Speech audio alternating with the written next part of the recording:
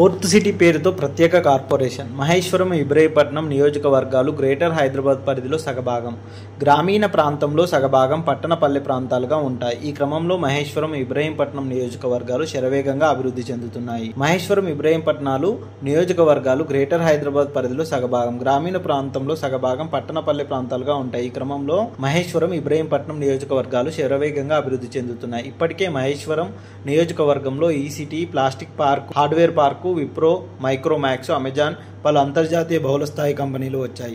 ఇబ్రహీంపట్నం నియోజకవర్గంలో అంతర్జాతీయ స్థాయి కంపెనీలు వెలిశాయి.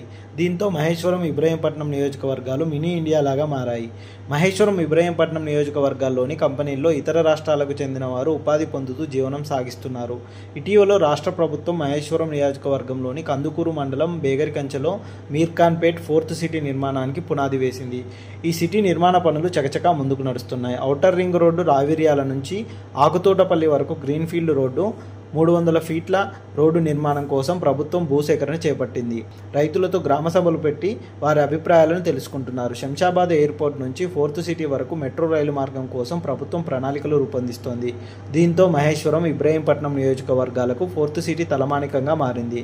మహేశ్వరం, ఇబ్రహీంపట్నం రూపురేఖలు మారనుండగా రానున్న రోజుల్లో మహేశ్వరం, ఇబ్రహీంపట్నం నియోజకవర్గాలకు మహర్దశ రానుంది. ఫోర్త్ సిటీ పేరుతో